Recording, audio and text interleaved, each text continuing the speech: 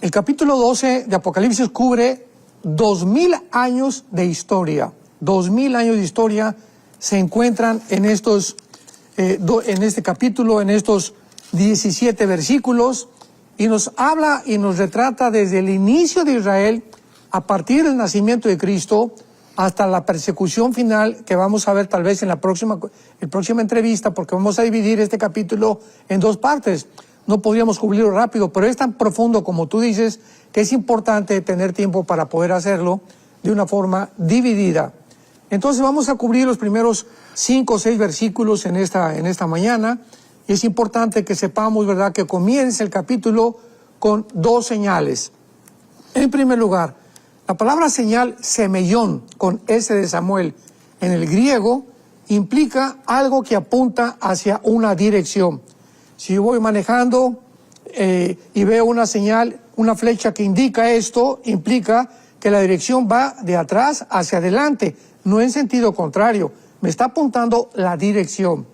Cuando yo llego a una calle donde las flechas, una es para acá y otra es para acá, me están determinando la forma en la que yo debo de conducir la dirección de mi vehículo.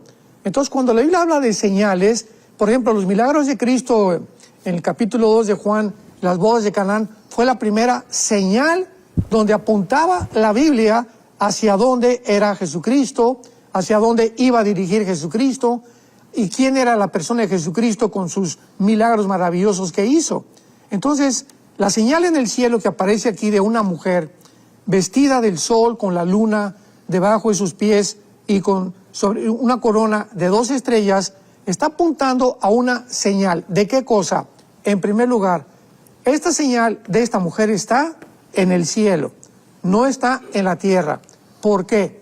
Porque cuando dice la Biblia que la señal estaba en el cielo, nos habla que comienza Dios a corrernos la cortina, que lo significa la palabra Apocalipsis, para poder mostrarnos que toda la guerra que se está llevando a cabo aquí abajo en el planeta Tierra tiene sus repercusiones en el cielo e igualmente del cielo hacia la tierra.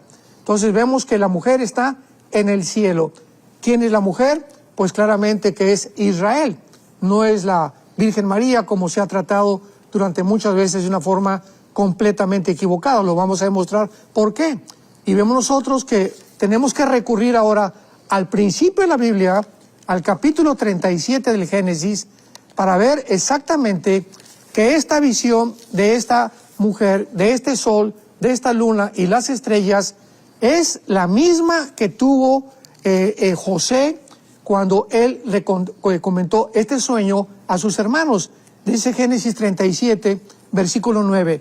La Biblia no es de interpretación privada, y vamos a ver que la misma Biblia nos interpreta quién es esta mujer y qué simboliza lo que está a continuación. Dice Génesis 37, versículo 9. Soñó aún otro sueño y lo contó a sus hermanos. Está hablando de José, diciendo: he aquí que he soñado otro sueño, y he aquí que el sol, la luna y 11 estrellas se inclinaban hacia mí. Vemos que es exactamente la visión que tuvo Juan en el capítulo 12 del Apocalipsis. Y lo contó a su padre y a sus hermanos. Y su padre le reprendió y le dijo: ¿qué sueño es este que soñaste? ¿Acaso vendremos yo y tu madre y tus hermanos a postrarnos en tierra ante ti? Y sus hermanos le tenían envidia, mas su padre meditaba en esto.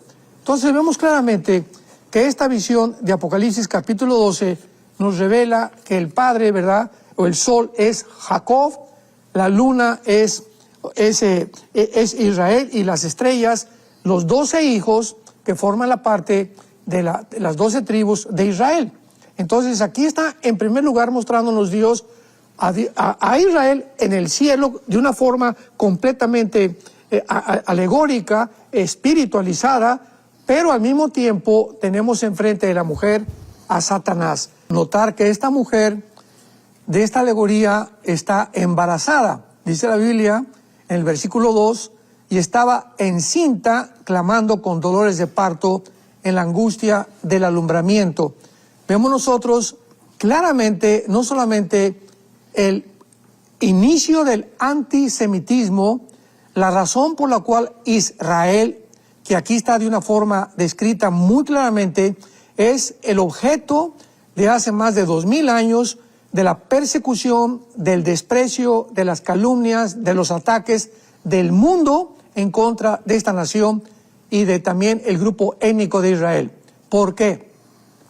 Veamos en Isaías capítulo 66, versículo 8, la respuesta. ¿Por qué está embarazada esta nación? ¿O por qué está embarazada, en este caso, la mujer representando a Israel? Nos responde Isaías 66, versículo 8, y dice así: ¿quién oyó cosa semejante? ¿Quién vio tal cosa? ¿Concebirá la tierra en un día? ¿Nacerá una nación de una vez? Pues en cuanto Sión estuvo de parto, Sión es Israel, dio a luz a sus hijos. Entonces, vemos cómo 700 años antes de que Juan tuviera esta visión, el profeta Isaías se había adelantado a Juan. Juan venía a completar el cuadro, la pintura que había comenzado a pintar los profetas del Antiguo Testamento, principalmente Daniel, y el Apocalipsis es los pincelados finales, o las pinceladas finales del apóstol Juan. Entonces, aquí nos muestra claramente que es de Israel de donde nació el Mesías. Esta mujer representa a Israel, estaba embarazada. ¿Quién va a nacer? Va a nacer el Mesías. Y lo podemos ver en diferentes versículos de la palabra de Dios. Por ejemplo, dice en Juan 4:22, Cristo, la salvación es de los judíos. En Isaías capítulo 54 encontramos también otro versículo muy claramente que nos muestra de dónde viene precisamente la salvación de Dios, de Israel. Así que en Miqueas dice la Biblia: Belén Éfrata, para ser la más pequeña de las aldeas de Judá, de ti vendrá el que será el Señor en Israel. Entonces vemos cómo toda la Biblia, juntamos las piezas de rompecabezas y podemos armar un cuadro un poco más claro para que podamos entender. Porque lo que se necesita aquí es entendimiento. Y el entendimiento nos lo da la misma palabra de Dios. Entonces, el hecho de que Cristo haya nacido de Israel es el simple hecho por el cual el dragón, Satanás, desde el momento en que iba a nacer Cristo, como lo retrata aquí el capítulo 12 Apocalipsis, apareció otra señal en el cielo, un gran dragón escarlata que tenía 7 cabezas, 10 cuernos y en su cabeza 7 diademas. El dragón está enfrente de la mujer. La mujer es Israel. El diablo está esperando para impedir que nazca el Mesías. ¿Por qué? ¿Qué conocimiento tenía el diablo para poder comenzar a atacar a Cristo desde que nació? Al caso que José y María tuvieron que huir a Egipto cuando vino la persecución, luego Herodes quiso matar a todos los niños, es porque en Génesis 3:15, la primera o el protoevangelio de Dios nos lo muestra muy claramente. La semilla de la mujer iba a destruir en la cabeza a la semilla de Satanás, y la semilla de Satanás iba a herir en el calcañar o en el talón a la persona o a la semilla de la mujer. Entonces, este hecho de que desde el principio del nacimiento de Cristo ya haya Satanás tratado de destruir a Israel, nos explica por qué el antisemitismo. ¿Qué es el antisemitismo? Bueno, pues es el odio, ¿verdad?, a la semilla. La palabra semilla viene de la palabra sera en el hebreo. Entonces, cuando vemos nosotros una descendencia donde Satanás ha continuado continuamente de impedir que naciera el Mesías, no lo pudo impedir, al contrario, resucitó el Mesías y se asustó más Satanás, pues ahora se viene con más fuerza en el siglo XXI, porque nos encontramos, somos la generación de la higuera, ya lo hemos dicho varias veces, estamos tal vez en la última generación, y el ataque de Satanás contra Israel será más ardiente, más intenso, más fuerte, más sangriento, más cruel. ¿Por qué? Porque, vuelvo a repetir, ahora él está impidiendo que Cristo venga por segunda vez a establecer su reino, y sabe que va a ser en Jerusalén. Es lo único que sabe. No sabe el tiempo exacto, pero esta es la razón principal del odio contra los judíos de parte de Satanás. Dice el versículo 3 que otra señal aparece en el cielo, ¿verdad? Porque, repito, la guerra, lo primero que el Espíritu Santo nos quiere mostrar es que la guerra tenemos que entenderlo nosotros aquí abajo en la tierra. No tenemos lucha contra sangre ni carne, sino contra potestades, principados, huestes espirituales de maldad, Efesios 6:12. Si no entendemos los cristianos que todo lo que se desarrolla aquí en el mundo es una repercusión de lo que está sucediendo en el cielo, vamos a tener que ocuparnos más en la oración. Vamos a preocuparnos más en orar que en estar buscando soluciones cívicas o soluciones ecológicas o soluciones climáticas, porque repito, es a través de la oración, a través de lo cual podemos nosotros cambiar muchas cosas aquí en el mundo. Entonces vamos a entender por qué dice la Biblia que esta señal que aparece en el cielo es un dragón escarlata. ¿Y cómo se describe a Satanás? Esto fue escrito, repito, hace 2000 años, con 7 cabezas y con 10 cuernos. ¿Qué representan estas 7 cabezas? Los 7 imperios que desde el principio de la humanidad Satanás ha usado para tratar de destruir a Israel. O sea, esto va antes de Jesucristo. El capítulo 12 es de hasta 2000 años hacia acá. Pero aquí el Espíritu Santo nos introduce a los imperios que antes de Cristo ya habían tratado de destruir Israel. ¿Cuáles fueron estos 7 imperios que han tratado a través de la historia de destruir Israel? En primer lugar tenemos al imperio egipcio, el imperio asirio, el imperio babilónico, el imperio medo-persa, el imperio griego y el imperio romano, que fue el 6º. ¿Por qué habla aquí de 7 cabezas? Bueno, porque si leemos Apocalipsis 17, falta el 7º imperio, que serán las 10 naciones que van a formar una organización para, antes de que el anticristo surja, unir al mundo bajo un solo gobierno. Este gobierno tiene que estar antes de que surja Cristo. Entonces, lo hemos dicho tantas veces, hasta que no veamos 10 naciones, 5 de Europa y 5 del Medio Oriente, que se unan en un G10 para formar una confederación del Mediterráneo con el propósito de formar el gobierno que va a anteceder el 8º reino, que es el anticristo, que lo escribe Apocalipsis 16, él es el 8º, el anticristo es el 8º, o Satanás, entonces lo podemos comprender. Entonces, estas 7 cabezas, hasta que venga el anticristo, son los 7 gobiernos que van a formarse. Y los 10 cuernos son las 10 naciones que de estos 7 gobiernos van a surgir. Y lo más interesante es que casi todos estos gobiernos, ¿verdad?, o estos imperios que describe la Biblia han sido de carácter islámico, aun cuando el Islam fue formado 605 años aproximadamente después de Jesucristo. Anteriormente siempre ha habido en el Medio Oriente el odio de la semilla en contra de Israel, pero ahora va a acrecentarse cuando el gobierno islámico, que está formado ya y que está a punto de poder llevar a cabo el famoso califato o el liderazgo de la hermandad musulmana, ahora con la cuestión de que Irán y Siria ha quedado completamente conquistada por más de 3 o 4 grupos islámicos, terroristas, yihadistas, completamente radicales. Se está acelerando esto de una forma impresionante. Esta es la razón, entonces, por la que Satanás ha gobernado 7 imperios y gobernará las 10 naciones finales que van a perseguir a Jesucristo y a su pueblo. Cuando menciona el versículo 3 que tenía 7 cabezas y 10 cuernos, observamos que dice la Biblia, y en su cabeza 7 diademas, o sea, están coronados. O sea, Satanás muestra aquí claramente que este último gobierno, las 7 diademas que se mencionan, son los 7 imperios, porque la diadema implica corona y solamente los reyes llevan las coronas.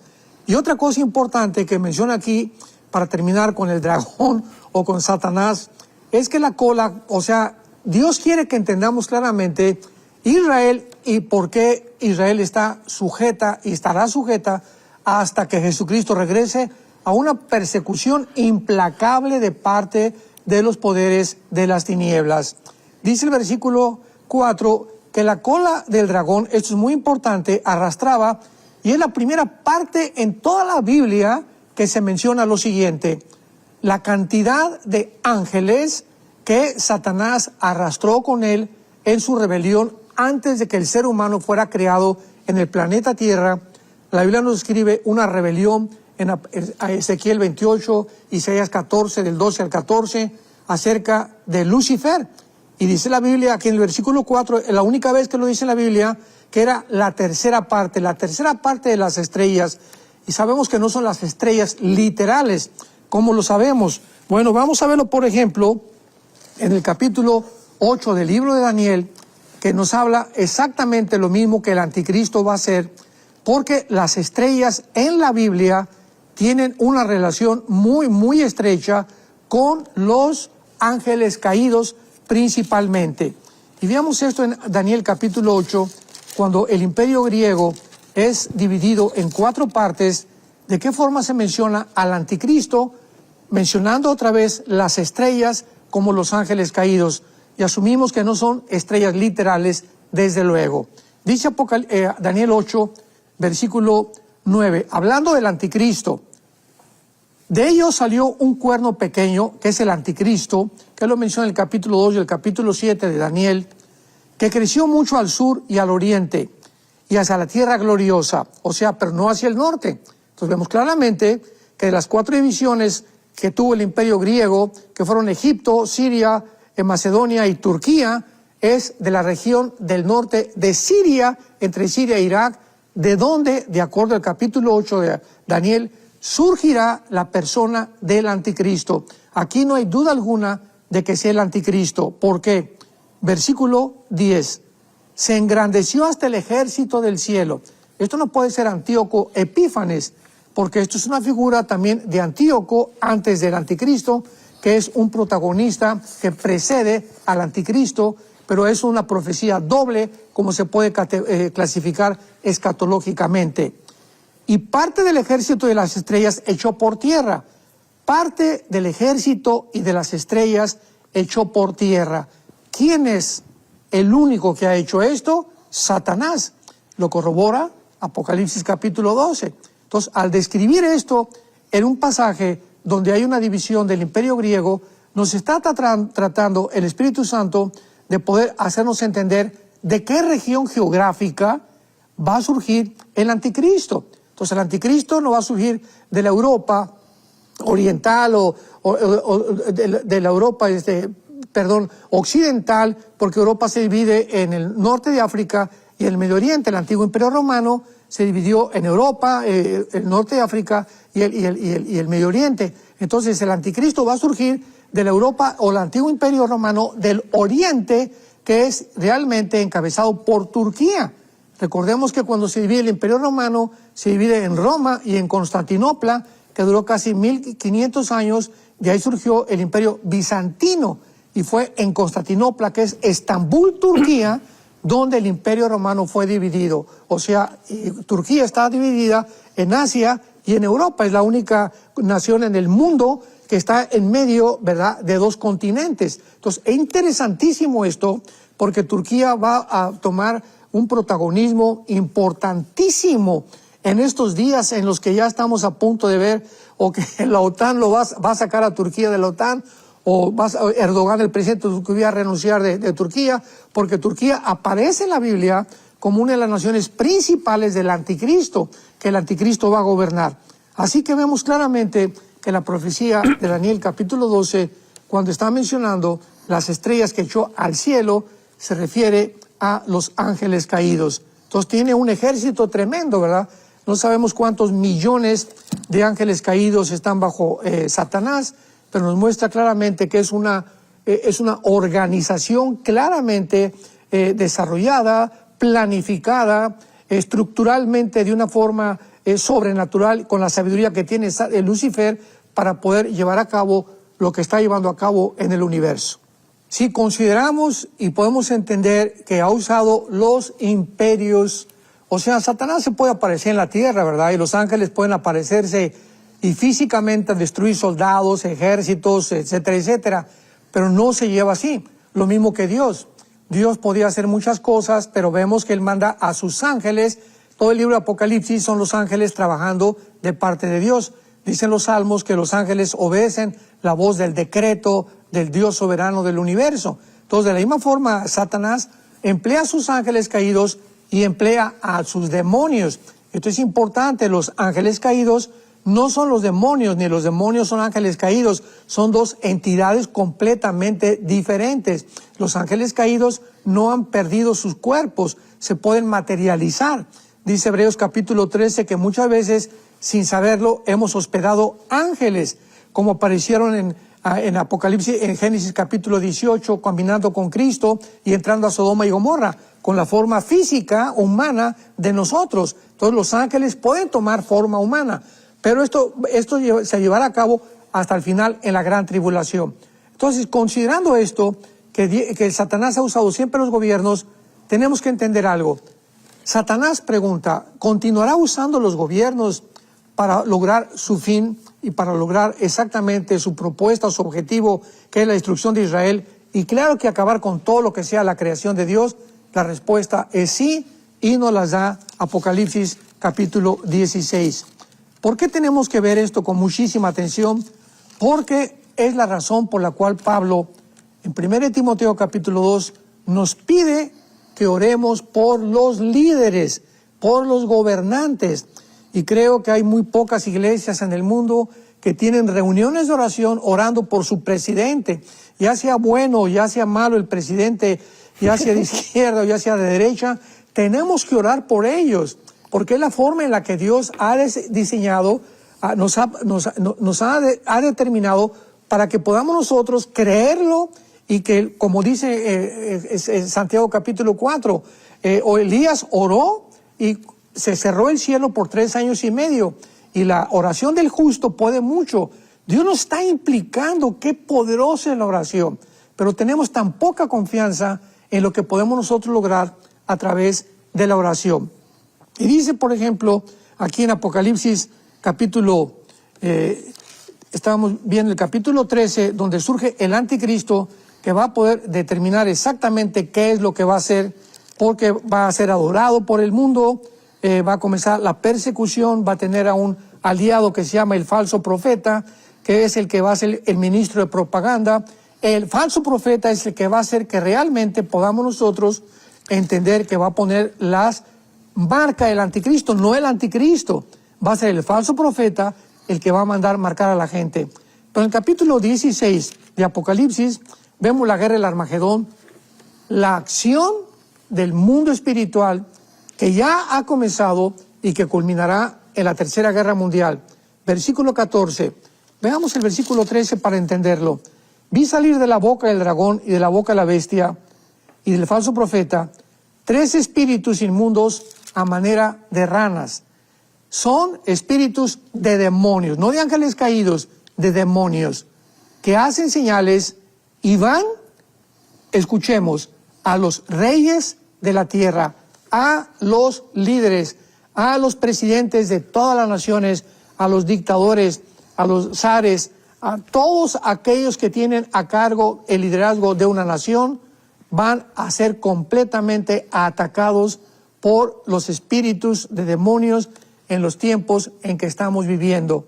Yo hace 2 o 3 días le comentaba a Marta, mi esposa, que yo estoy convencido que este ataque, esta invasión, esta posesión demoníaca ya se está llevando a cabo actualmente en el mundo. ¿Cómo podemos nosotros deducirlo? Simplemente, cuando tú escuchas ya los discursos de algunos líderes, me reservo el nombre, de muchas naciones, la forma como se expresan, la forma como se conducen, sus ideas son completamente locas ya. Y es una psicopatía impresionante que dices, ¿cómo puede este hombre estar gobernando esta nación? Pero es un loco, ¿verdad?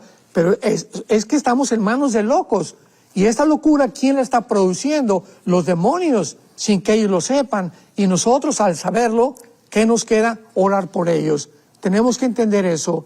Tenemos que ser hombres, mujeres de oración, que tener reuniones de oración cada vez más y más amplias en nuestras iglesias, convocar a los cristianos antes de cada prédica, que los pastores podamos dar una oración por nuestro líder, por nuestro gobernante, repito, sea el que sea, para que pueda Dios actuar.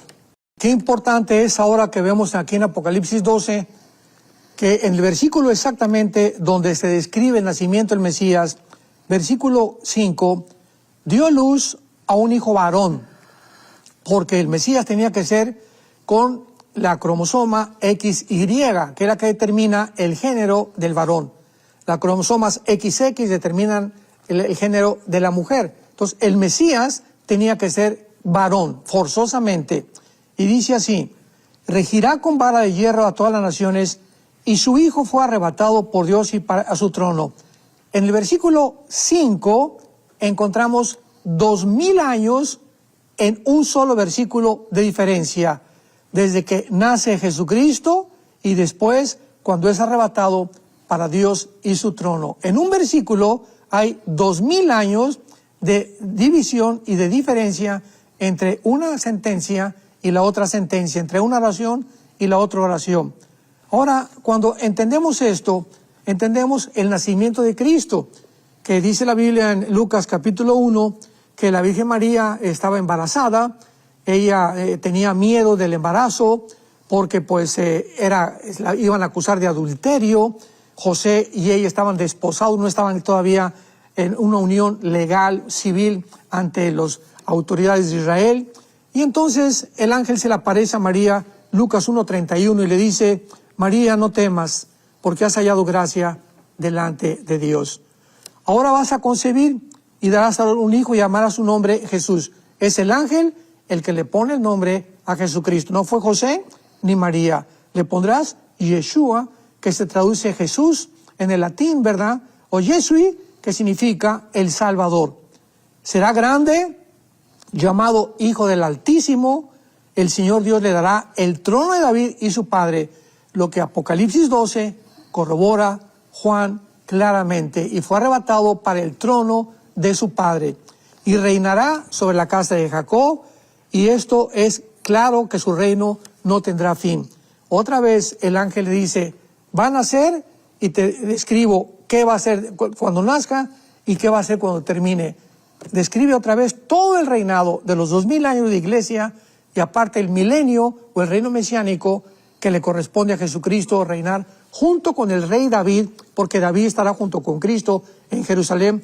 Y Ezequiel capítulo 37 reinando. Entonces es maravilloso que podamos entender nosotros en 5 versículos el nacimiento de Israel.